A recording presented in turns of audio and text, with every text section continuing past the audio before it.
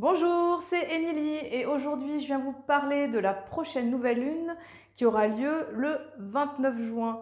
Alors comment ça va depuis le solstice d'été déjà qui a lieu le 21 juin, ce moment d'apogée de la lumière et qui vient déterminer un des 4 points focaux en fait de l'année qui est l'été en fait, changement de saison, changement d'énergie et puis portail galactique, portail d'énergie qui permet justement de passer à une nouvelle énergie. Alors là, on amorce la saison de l'été et on commence par le signe du Cancer. Donc le signe du Cancer, c'est vraiment une énergie féminine, une énergie d'eau, une énergie émotionnelle et c'est aussi un signe cardinal, c'est-à-dire que comme le Bélier, Cancer, Balance et Capricorne, on est dans des signes en fait qui sont avec ces 4 points, ces 4 portes de l'année qui sont les équinoxes et solstices. Et celui-ci, c'est vraiment ce point d'apogée de la lumière qui vient justement nous aider à déployer cette force yang, cette force reliée à l'esprit, au feu.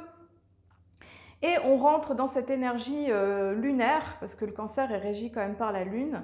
C'est une énergie très féminine qui nous met en lien avec cette gestation dans le ventre de la mère, mais aussi avec nos origines quelque part cosmiques, avec ce ventre matriciel et qui peut nous mettre en lien avec l'énergie du passé aussi et des émotions. Alors la nouvelle lune en Cancer, donc elle vient justement déployer cette énergie pour un mois, pour une lune, parce que la nouvelle lune, vous savez, c'est ce point, on va dire ce moment déterminant qui vient colorer de son énergie tout un mois en fait, et qui amène cette vibration particulière.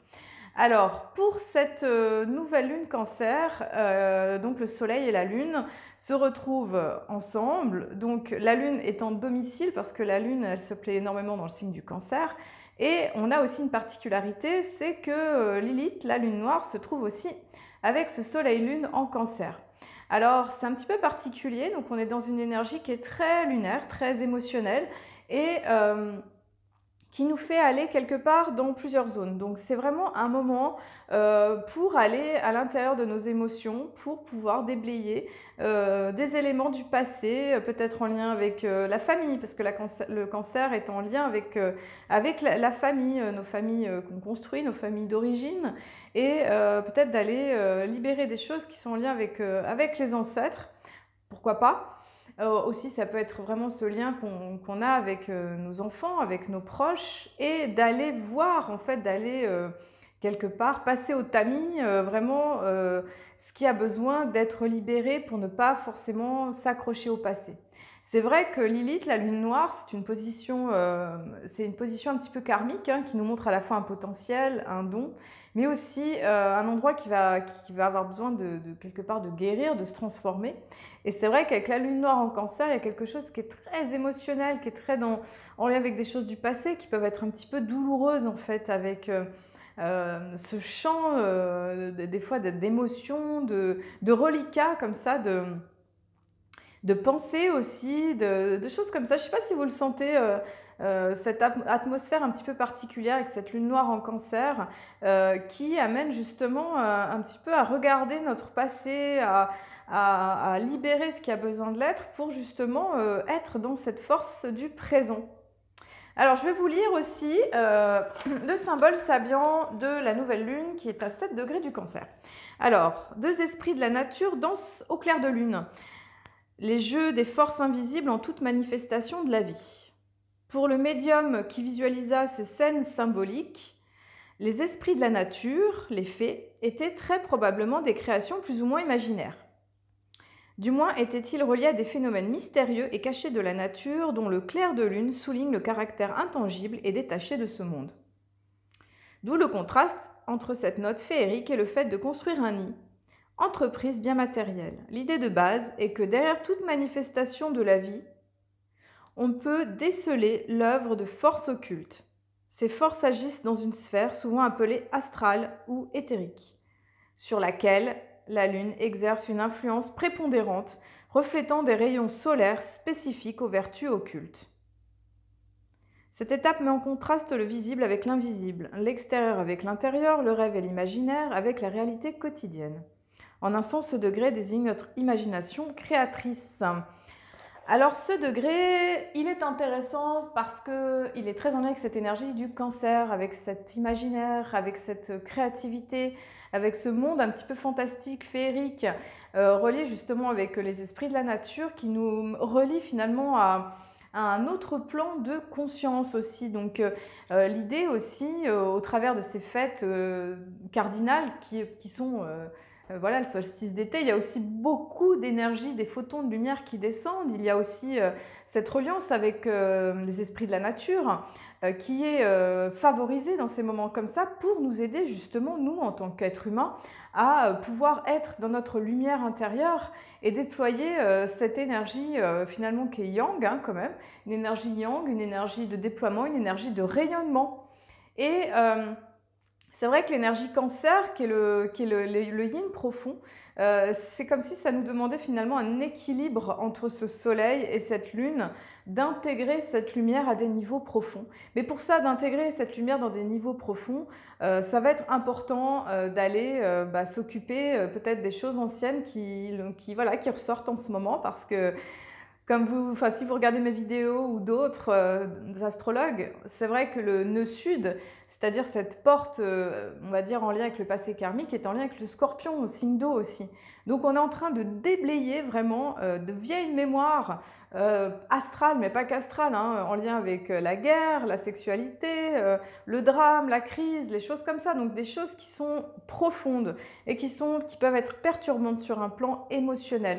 Donc, cette nouvelle lune en Cancer, Lilith, elle nous invite à prêter attention à comment on se nourrit aussi. C'était vraiment le message tout à l'heure, j'avais mon chat qui était là. C'est comment on se nourrit, comment on prête attention à ces énergies-là pour justement savoir se recharger, savoir se requinquer, savoir libérer, hein, des fois quand on a pris peut-être des énergies négatives, des pensées négatives, de savoir justement se délester en nourrissant nos êtres subtils, notre être subtil, notre âme et notre esprit divin aussi. Voilà, c'est pas la même chose, mais se nourrir avec notre esprit. Alors, ce qui est particulier avec cette nouvelle lune, c'est qu'il y a un carré avec Jupiter qui est dans le signe du Bélier. Alors, Jupiter, elle est dans le Bélier depuis le 11 mai. C'est vraiment ce recommencement au niveau d'un cycle de 12 ans. Et puis Jupiter Bélier, c'est le feu, c'est l'énergie yang par excellence qui demande d'avancer. Donc, il y a un carré c'est une dissonance, c'est une tension entre le Soleil-Lune et Lilith. Donc, qu'est-ce que ça peut vouloir nous dire? Donc, en fait, il peut y avoir un peu de l'exagération, il peut y avoir de l'amplification aussi au niveau émotionnel dans cette phase-là, dans cette période-là. Ça va nous demander justement de s'occuper peut-être des éléments du passé en fait, qui peuvent empêcher d'aller de l'avant au niveau du présent, au niveau du nouvel être que nous sommes. Oui, c'est de voir aussi si voilà, on a eu beaucoup d'énergies spirituelles qui sont descendues depuis 2 mois avec, vous savez, Jupiter, Neptune en Poisson, là au mois d'avril. On a eu toutes les périodes Pâques, Beltane, Pentecôte, l'Ascension, enfin voilà, je ne mets pas tout dans l'ordre. Ça a été des paliers, tout ça. La pleine lune du Vésac aussi, cette pleine lune du 16 mai, là, qui a été tellement intense. Et puis je pense derrière, on est en train de travailler finalement tout ce qui a été remué par cette énergie-là.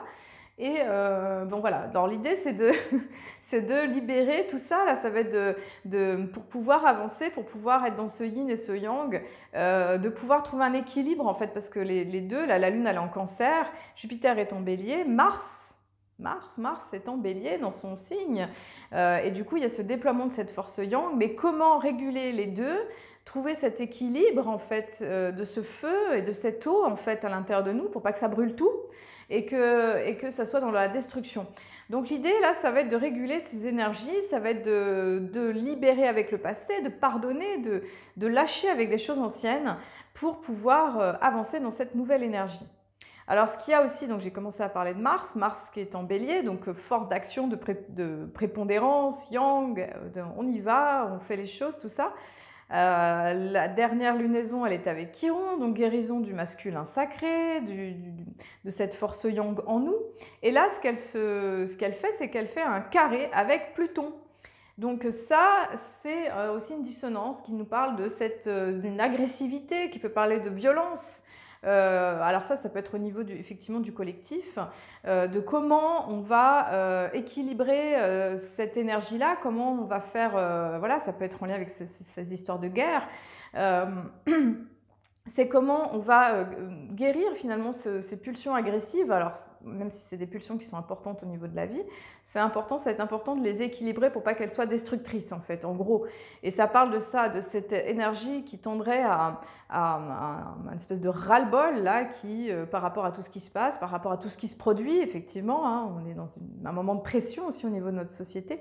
Donc, ça va être de travailler tout ça, de prendre le temps de se poser, le temps de se calmer.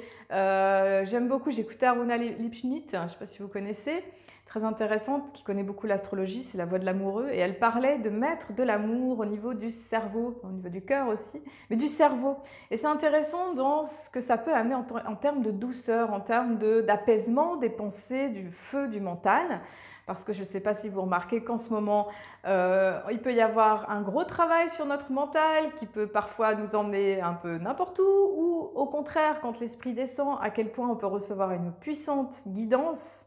Et voilà, je ne sais pas si vous l'avez vécu, mais des moments d'alternance vibratoire dans ce mois de juin, entre des hauts et des bas, des moments voilà, de grâce et des moments où la sensation de mourir à notre vieux moi, comme dirait justement Aruna. J'aime beaucoup cette image qu'elle utilise, ce vieux moi en fait qui est en train de mourir, cette personnalité.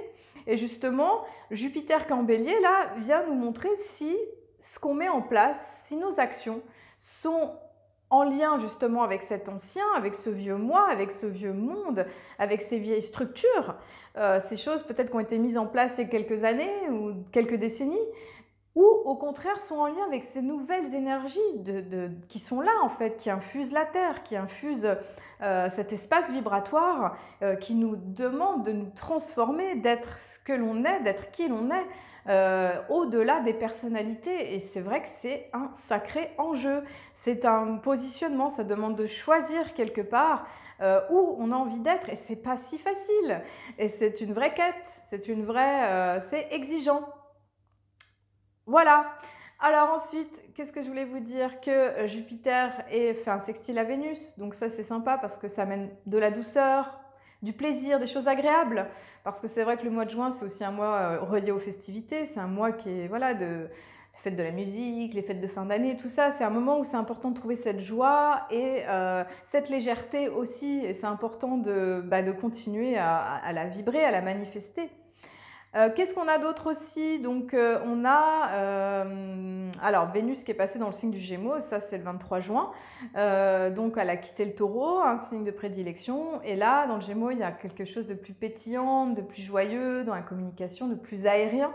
On a besoin aussi de cette énergie air qui permet aussi d'amener une forme de pétillance finalement dans notre expérience de vie, parce qu'effectivement à des moments, avec tout ce qui se déleste, c'est des traversées qui ne sont pas toujours faciles à vivre.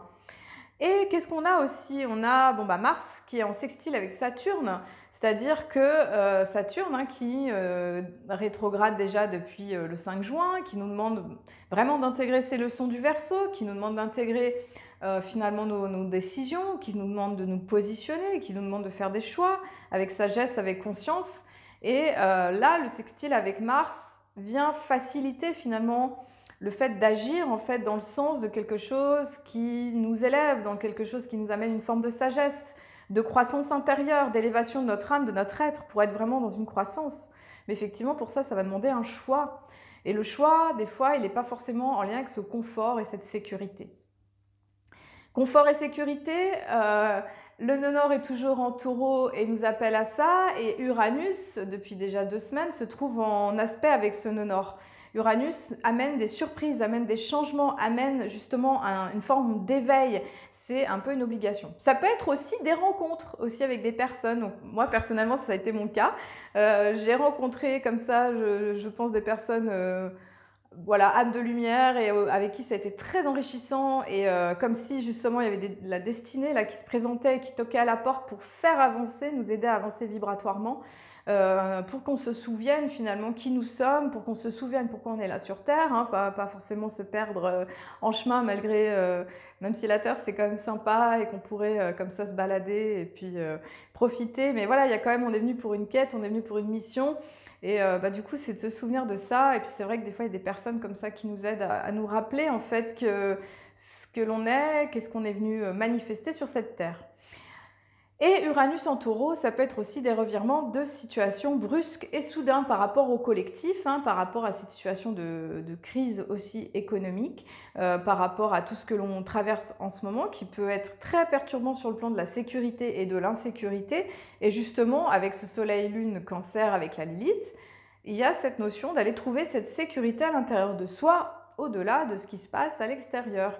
Et eh bien, je dirais, voilà, c'est une information qui est importante. C'est vraiment un travail qui est rigoureux, je dirais, qui est exigeant. Voilà, c'est exigeant parce que peut-être les parts en nous qui avaient besoin voilà, d'être guéries, voilà, c'est le moment de continuer, d'achever ce passage-là.